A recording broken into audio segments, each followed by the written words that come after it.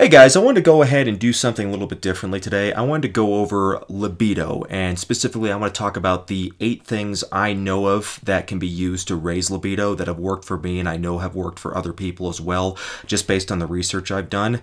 Before I go into detail though, let me go ahead and just give a disclaimer and just disclose that I am not a doctor or a medical professional in any way, and some of the stuff I am going to talk about involves pharmaceutical treatments. So before you make any changes, alterations, or additions to your drug routine, make sure that you consult with a doctor first to make sure that it's safe for your health and effective. So you can go ahead and take my advice, but make sure you don't actually act upon my advice without a doctor's permission. So anyways, expanding further upon why I want to go over this, I mean, I've had some issues in not my fight against hair loss, but just in my life overall because of a myriad of factors like, which I'm going to go over that have affected my libido adversely one way or the other. And I just want to go over some of the things that I've done that have worked for me, back them up with scientific evidence, and then you guys can just take them for whatever value you wish. So the first thing I'm going to talk about is Clomid. Number 8, Clomid. Clomid is also known as Clomifene, and Clomid is considered in a classification of drugs called SERMs, Selective Estrogen Receptor Modulators. That's SERM, SERM. And the way that Clomid works is that it's often used as a post-cycle therapy drug for people using steroids. Now, I have never used steroids myself. I would never use steroids because, I'm too afraid about hair loss as well as all the other adverse effects that come from steroid use, such as the damaging liver effects, the damaging effect it has on cholesterol levels. So steroids are definitely not for me. However, the interesting thing about Clomid is that it's been used to treat hypogonadism in men, and hypogonadism is, of course, defined as low testosterone, and that in itself can cause low libido. So in a study I found, it showed that a participant of there's participants who actually managed to double their testosterone after just 6 weeks of using Clomid, and it's only on small doses. And I want to emphasize that especially 25 milligrams per day. It's been shown that using large doses, like 100 milligrams or more, actually can be counterproductive. It actually has been shown to lower testosterone. So it's important that people who are considering using Clomid don't get the idea that more is better. And also, it should be mentioned that Clomid has a negative effect on liver health. It can, because it has to go through that hepatic pathway, so it does increase liver enzymes. It has also been shown to have a negative effect on cholesterol. However, in this particular study, it was shown that the participants actually didn't get any negative side effects. And another thing about Clomid is that the way it works is that it actually affects the hypothalamus. It encourages the hypothalamus to produce more follicle-stimulating hormone and more luteinizing hormone, and those act as precursors for testosterone in the testicles. And it's been shown that those effects are actually long-lasting. So even after you stop using the drug after a cycle of like 6 weeks or a couple months, it's been shown that you still retain the benefits of those drugs, which is why people who are on steroids and may have actually damaged their endocrine system, they can actually just use Clomid for a short period of time and then maintain the benefits of it before they go on another cycle again. So higher testosterone, of course, is associated with higher libido. Now, it's not going to raise your testosterone enough to have any kind of like performance enhancing benefits. So don't expect to have like substantially greater numbers at the gym or anything like that. But being able to raise your testosterone when you already have low testosterone is certainly a way to improve libido. So the next one I want to go over is number 7, which is losing weight. I can attest personally that losing weight for me definitely raised my libido, and there's plenty of evidence to support that having a high body fat percentage does in fact increase risk of erectile dysfunction as well as low libido, because the abdominal tissue of the human organism, basically it acts as an endocrine secreting hormone, and it's been shown that body fat works as an extragonadal synthesis of estrogen. So it's actually the biggest source of estrogen outside of the ovaries and also the gonads in men, because men produce a little bit of estrogen as well. And it's also been shown that having higher body fat correlates to higher estrogen. So the fatter you are, the more estrogen you're going to produce. And also, I should point out that obesity can cause a whole host of other problems that relate to sexual health. It can cause hypertension, hypercholesterolemia, which can damage the endothelial cells, which is the lining around the blood vessels, which lead to the penis, and that damage can cause a buildup of plaque tissue, which can cause erectile dysfunction, and also obesity can increase the risk of type 2 diabetes, which can cause long-term nerve damage, which of course can affect sexual function. So if you are having issues with libido and you're overweight, your first goal should be to lose weight. Absolutely. So the next one I want to go over is lowering your dose of finasteride. So I am a big proponent of finasteride. I think finasteride should always be people's first line of defense when it comes to fighting male pattern baldness. However, that being said, the dosing recommendations are not ideal for everybody. So at present, the dosing recommendation in most of the Western world is about 1 milligram of finasteride per day to treat male pattern baldness. Now, you can achieve this by either taking a Propecia tablet, which is a 1 milligram pill, or more affordably, you can take a Proscar tablet, which is a 5 milligram pill, and the Proscar is the pill that's prescribed for enlarged prostate, and you can quarter that into 4, which is what I do, and that gives you 1.25 milligrams of finasteride per day. However, some people do not respond well even to doses as low as 1 or 1.25 milligrams. They'll still get some libidinous side effects as a result of it. And from every doctor I've spoken to, including my own doctor, what they tell me is that whenever they have a patient come in and complain about libidinous side effects as a result of finasteride, they feel like they have hyposexuality. The first thing they will always do is not recommend that they just stop the drug completely, but rather just reduce their dose. So in many parts of the world, like Korea, the standard dose is actually 0.25 milligrams per day. And a lot of people may think, oh, that's not going to be enough to do anything, but that's actually not true, because finasteride has diminishing returns. So it's been shown that low doses of finasteride are actually not that much less effective than higher doses of finasteride. So I encourage people who are having issues with finasteride side effects to consider lowering their dose first. Of course, you want to talk to your doctor, but typically what people will do is that they'll try 0.5 milligrams a day, or they may even do 0.5 milligrams every other day. And it's even been shown, people have even gotten good results using 0.25 milligrams every other day. So finasteride is a very effective drug, but 1 to 1.25 milligram dosages, that isn't for everybody. And I think a lot of people who drop finasteride probably shouldn't have. They should have just tried lowering their dose, because that really works for a lot of people. And even at the standard dose, side effects are pretty rare. But if you do get side effects, consider lowering your dose of finasteride. So on the next subject, this is one I actually have a bit of a personal history with, and this is changing your antidepressant. So depression affects a lot of men, and there's various forms of depression, but usually what a doctor will do is that they'll prescribe an antidepressant. And by far the most commonly prescribed form of antidepressants come in the form of SSRIs, which are selective serotonin reuptake inhibitors. And these affect the neurochemistry in the brain in a way that controls depression, but unfortunately can cause sexual side effects as well. And a lot of times these side effects cannot be treated with drugs like Viagra and Levitra, since they're libidinous, they affect the libido. You're not going to be able to treat them with a drug that only affects blood flow to the penis, like traditional erectile dysfunction drugs do. So rather than stop your antidepressant drug, I mean, that could be a death sentence for a lot of people. You don't want to do that. You don't even want to consider making any alterations to your antidepressant without talking to a doctor, of course. You may want to look at another classification of antidepressants. So the ones that are most notorious for causing side effects, I mentioned SSRIs, and those include drugs like Lexapro, Zoloft, Celexa, and Paxil.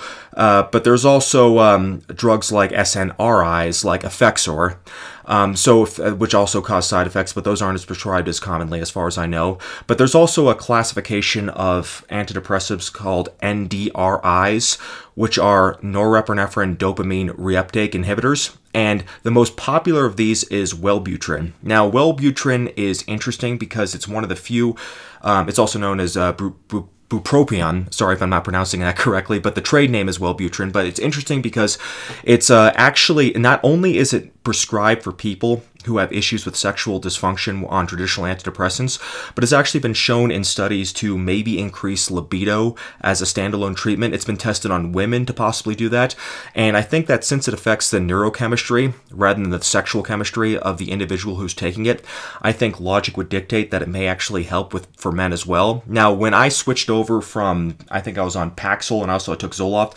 when I switched over from SSRIs to Wellbutrin, my libido definitely went up, but that may have just been as a result of stopping the SSRIs rather than Wellbutrin causing an elevation in my baseline libido. And I'm not on any antidepressants currently. It was a long journey and it's a long story. I don't want to go over it, but I will say that I didn't have any adverse effects from Wellbutrin. However, SSRIs did give me pretty substantial sexual side effects, so I definitely had to get off those. So anyone who is on SSRIs and they are experiencing sexual dysfunction, I mean, don't stop the drug, but at least talk to your doctor about some alternatives, and Wellbutrin is definitely a good alternative in my opinion. So the next one I want to go over, and there's a huge internet subculture behind this, and usually when you see really huge internet subcultures, there's a lot of pseudoscience being promoted, and I don't think this one is any exception. However, if you dig through a lot of the pseudoscientific claims, you can actually find some cross-sectional data that supports the claims many of these people make, and of course I am talking about the no-fap movement. So I'm talking about not jacking off so frequently and avoiding pornography. So there's a huge subculture of mostly young men who are blaming their sexual dysfunction on jerking off too much and watching too much pornography. And I was really skeptical of this at first. However, I found a very comprehensive cross-sectional study which I will link. But what the study did is that it observed that there was a large number of young men who were claiming to have erectile dysfunction. So before 1999, most cases of erectile dysfunction were considered age dependent, so they thought that if you're older, you have a much greater risk of sexual dysfunction. However, they noticed that with the advent of internet pornography, and mostly really readily accessible high stimulus internet pornography in the source of media streaming websites like YouPorn, there's been a larger number of men reporting sexual dysfunction, and they think that there might be actually a link between the two. So using more modern assessment tools, what they basically found is that sexual arousal is conditional, and individuals, even young men, can build up a tolerance to levels of arousal, which in turn requires greater arousal, and it can get to the point where sexual stimulus becomes difficult so that they become dependent on pornography and develop an addiction to it, and they may have to turn to more perverse forms of pornography in order to find satisfying sexual stimulus. And that's why to people who don't watch porn, some of the more extreme porn may seem really disgusting to them, but people who have been watching porn for a very long time, they actually may require that more disgusting, more perverse form of pornography to even function. And if you become dependent on pornography that's so extreme, then normal situations of sexual arousal, such as sex with your partner, may become more and more difficult, and you may develop issues like low libido and sexual dysfunction. So how much people should masturbate is controversial. I mean, there's some people who say you should avoid it altogether. There's some people who say that doing it once per day is healthy. And, I can't blame a lot of these young men because, I'm not a young guy exactly, but I do come from that generation where we grew up being told that, it's healthy to masturbate. We should masturbate as much as we want. But I'm glad that these modern day assessment tools and these modern studies do show that it actually is detrimental to our sexual health to masturbate excessively. So I do recommend that if you are watching pornography very frequently, masturbating frequently, just try to cut back a little bit and see if that has any positive impact on your libido. And I would maybe recommend checking out some of these no-fap forums. I mean, some of them are absolutely ridiculous, but if you want to turn to them for some encouragement to help break your sexual addiction, you can do that. And alternatively, you can talk to a therapist about sex addiction, because certainly that is a speciality that many of them have. So moving on to number 3. And this one's probably the most obvious, and this is going on testosterone replacement therapy. Now, I already mentioned SERMs like Clomid as a mean of raising testosterone, but for a lot of people, that's just not going to be powerful enough. And for some people, especially people who have issues with liver disease or may have issues with their cholesterol levels, they may not want to turn to an oral medication, which can adversely affect their cholesterol levels as well as promote liver disease. So for many people, just going on testosterone replacement therapy is the best option right there. So the problem with like a lot of people when deciding to go on testosterone replacement therapy is that they think they have normal testosterone levels, which, you know, maybe maybe they do, but de facto they may actually have low testosterone levels. And I say that because the spectrum of what's considered normal is very, very liberal. Like, it's a lot of doctors will consider a testosterone level of 270 nanograms per deciliter to be normal, even though that is like, that's not, I mean, that may be considered normal in the sense that a lot of people have it, but it's not necessarily optimal. It's not good. So a lot of people will have like low libido, but then they'll be told that their testosterone is normal and they won't know what to do. So what people can do is that they can actually go to like a testosterone replacement therapy clinic and they can get their blood test done. They can get a no bullshit opinion, and then they can be given a dose of testosterone, which is low enough so that it doesn't put them at a super physiological level like they're on steroids, but it's high enough so that it will get their testosterone levels back to where it was like when they were a young man. So they'll get some of that virile feeling back again, and they'll be able to like have a normal libido again. And you know, there are some health risks to testosterone. Even testosterone replacement therapy, like, it can cause issues with like, you know, cardiovascular health, and you know, it can cause even some like issues with like acne, and if it's like too high, it can even cause issues with hair loss. But the problems with having low testosterone are much greater than having too high of a testosterone. Like, having too low of a testosterone, in addition to causing issues with libido, it can cause osteoporosis, it can cause depression, it can cause your estrogen levels to spike up, because testosterone kind of works as an indirect estrogen inhibitor. So if you have too little testosterone, your estrogen will just basically be will go up, and that can cause issues with like water retention, gynecomastia, low libido, and you know, the list goes on and on. And interestingly enough, low testosterone can even cause hair loss, which is why a lot of people who go on testosterone replacement therapy will actually report greater hair growth, and that's because even though testosterone is a hormone which by itself can cause hair loss, it's also the hormone which converts into DHT via the alpha-5 reductase enzyme. So what happens when you have very, very low testosterone is that alpha-5 reductase activity goes up, and that can cause an increase in DHT on the scalp, which in turn, of course, causes hair loss. And that may be the reason why older men actually lose their hair more frequently than younger men, because of that reuptake in the alpha-5 reductase enzyme. Although it could also be, and also in combination of, for the reason that maybe hair follicle sensitivity to androgens increases as we get older.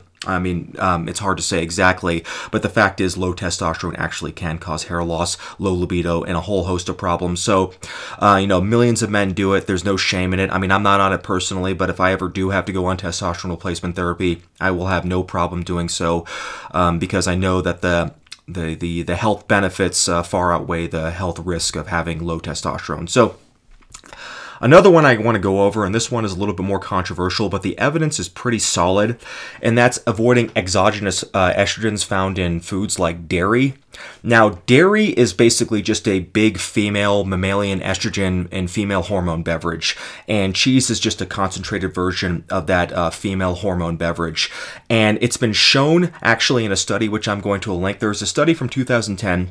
It had 18 subjects, 7 who were men, 6 who were pre-pubertal children, and 5 who were women, who were made to drink various levels of dairy every day. And it was shown that every single one of them, especially the men and women, all had dramatically altered levels of follicle-stimulating hormone, which is a precursor to testosterone. They had elevated estrogen levels, and they also had elevated progesterone levels. And the study basically concluded that dairy is very likely a responsible culprit in affecting the sexual maturation of children, as well as increasing estrogen levels in men and women. So, you know, a lot of people freak out about soy. You know, we hear the term soy boy and everything, but I think the term we should be throwing around is dairy fairy, because soy just contains phytoestrogens. You know, people are freaking out about phytoestrogens. That's very, very trendy. But The interesting thing about phytoestrogens found in foods like soy, but it's also found in like, other foods like other beans, even like apples have some phytoestrogens in them, is that they act as very, very weak estrogens. So if anything, they may actually lower estrogen in the human body because they compete with our own body's natural production of estrogen on the estrogen receptor of the cell. And since, phytoestrogens are much weaker than our own estrogens, that's actually could cause a net drop of estrogen. And that may be the reason why soy isoflavone consumption is actually encouraged by many doctors as a preventative means of stopping the development of breast cancer in both men and women. So there are some people who have an enzyme in their gut that can convert soy into a slightly more estrogenic compound. There is a study that backs that up.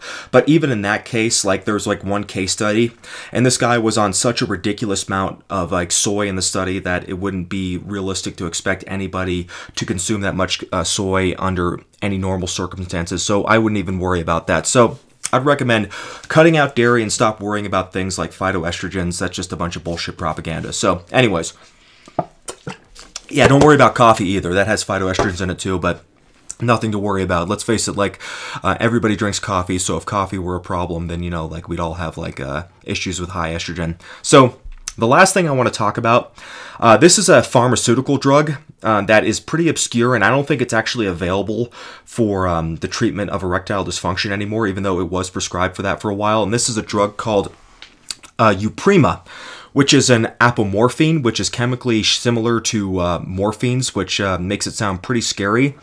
But the background of this drug is that it was originally developed for the treatment of Parkinson's disease. Sorry, my tongue's a little bit dry. Let me go ahead and wet it with some coffee. But in the 2000s, the early 2000s, it was also found to be effective for the treatment of erectile dysfunction. Now, what makes it interesting is that it works in kind of a weird way. It doesn't work like more conventional erectile dysfunction drugs like Cialis, Viagra, and Levitra, because the way those drugs work is that they are PDE5 inhibitors. And what PDE5 does is that it's an enzyme which regulates blood flow to the penis. So it's been shown that inhibiting it increases blood flow to the penis. So it works more physically.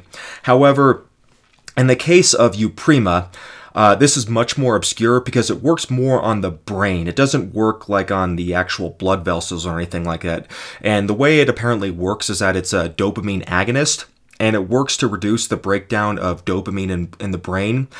And so unlike other erectile dysfunction drugs, which I mentioned, Uprima actually raises your libido. It has a direct effect on your libido, unlike more conventional erectile dysfunction drugs. And Uprima is a drug I actually used in the past, and the reason why I took it is that I took it to actually counter the side effects that antidepressants gave me, and it definitely worked. It worked extremely well, and I would caution anybody against combining it with with another erectile dysfunction drug like Levitra or Cialis, because you'll find that you may actually get a priapism as a result of it unless you actually have erectile dysfunction. So a lot of people may use erectile dysfunction drugs recreationally, but you don't want to do that with the combination of something like Uprima, because you'll get such a constant mental stimulus that it will just be so easy to get turned on that you'll find yourself basically with a hard-on nonstop. So you don't want to be one of those people who has to call their doctor after experiencing an erection for longer than 4 hours. And also,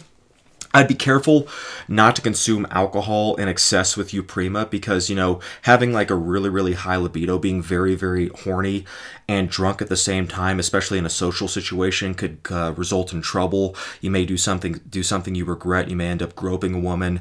You may end up making an ass out of yourself. So just be careful with your level of alcohol consumption. Now, Uprima is pretty hard to get these days. I think it's still prescribed for Parkinson's disease.